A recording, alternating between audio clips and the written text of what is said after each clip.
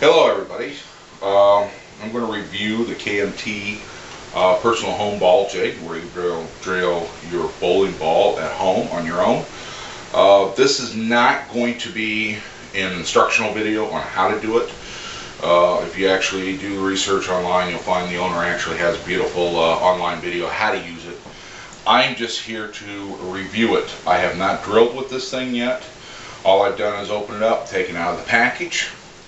I have already laid out my ball because no reason to go over all that on the video. So I already laid out the ball twice actually. And what I'm going to do is go over the components that they have, drill the ball for you. First time for me, first time for you. I even bought a cheap drill to do this with instead of a nice high-end drill. In fact, it's an 18-volt cordless drill. Give you an idea how cheap it was. It came with battery, charger, and a flashlight. Flashlight's worthless, for 25 bucks. So to give you an idea of the level of quality of the drill, it's very cheap. The reason why I did that, it kind of inspired me to make sure that it doesn't tax anything real hard, that these drill bits are everything that they're said they are to be. Anyhow, what you get when you order it, you're going to get the jig. You're going to get a plate. There's one, from what I understand here, one of 6 different plates, basically starting at an 1/8 of an inch revert or pitch, all the way up to a 3/4 pitch, and then you can get all the various pitches out of that, depending upon where you line up your marks and everything on the jig. Beautiful upgrade. If you've ever seen the video, you'll see that Steve has a real cheesy ruler he's using. I'm glad to see this upgrade for this Brunswick one. It's much heavier, much nicer, 10 times better product than what he had originally in his video. You're going to get a pen, or I should say a marking pencil. You're going to get a drill bit for your fingers and a drill bit for your thumb. And those are for inserts, so they're standard size for your inserts. And then also you're going to get a butterfly attachment for your drill. So with that said, we went over everything that you get. Of course, I believe he also puts in thumb sleeve and 2 finger grips. And that's what you get in the package. So with that being said, I already have my markings out. I already know what my layout is. In my particular case, I'm doing the thumb hole being a 5/16 reverse and 1/8 inch right. That's basically what my thumb is. So the instructions tell you to place the ball in with the fingers towards you. So we'll do that. And then I already pre-lined up my holes. Great suggestion. You do get a video that comes with this, and he suggests on the end of it how you can line up and mark your holes ahead of time, so it's much easier to line up once it's in the jig. I suggest you do that. It seems to me it makes perfect sense. So we'll grab, I'm drilling the thumb. And another thing I'd suggest too is make sure you squirt some WD-40 in on your bushings, because I used to be a machinist at one time, and that was many moons ago, and trust me, if you don't keep your bushings lubricated and stuff, you're not going to have it lasting any time whatsoever. Something else I kind of noticed too when I was messing around with this last night, setting things up for this video, is that you'll see there's a gap between here. It's hard to tell on the video. I don't know if I can pull it up enough to see, but you'll see a little bit of a gap between your post here. I would suggest you make sure that you get that gap as even as possible before you drill, because it could just slightly change your pitch a little bit when you go to drill. So if you make sure they're evened up before you kind of tighten them down, I think you're going to end up with much better results. So let's get this thing lined up, and I've got my fingers down.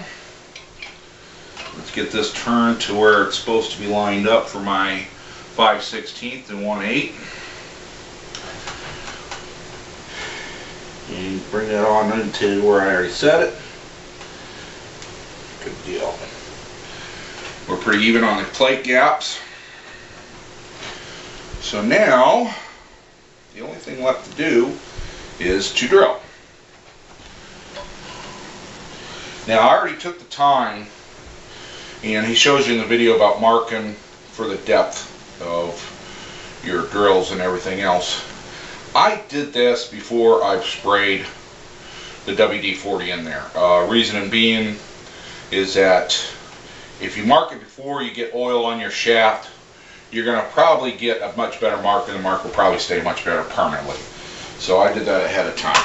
So, time to transfer it down to the floor. Then I'm going to readjust the camera angle, and we'll hook up to it, and we'll see what we got.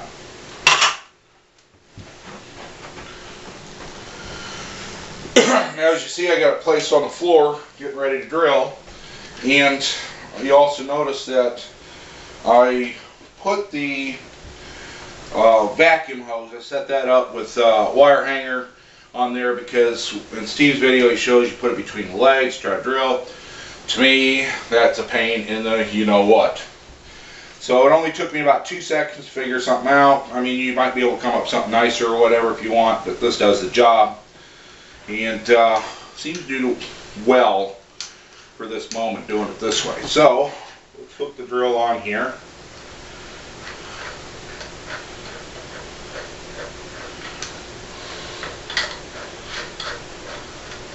There we go.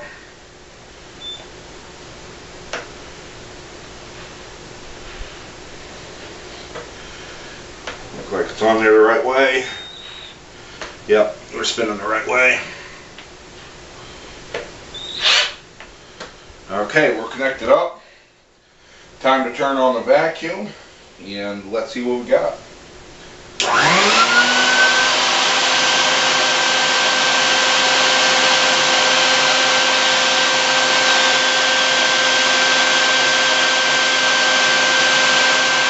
I'll tell you what, it feels pretty smooth.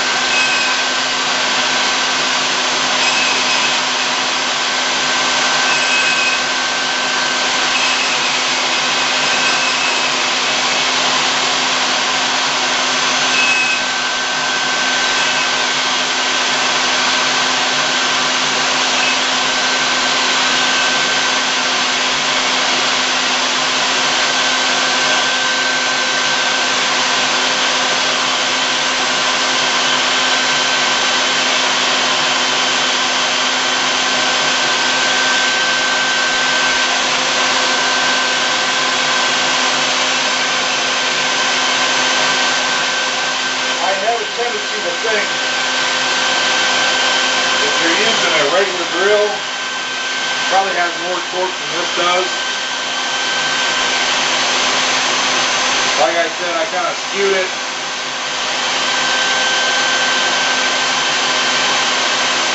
Went the other way just to see what it would be like.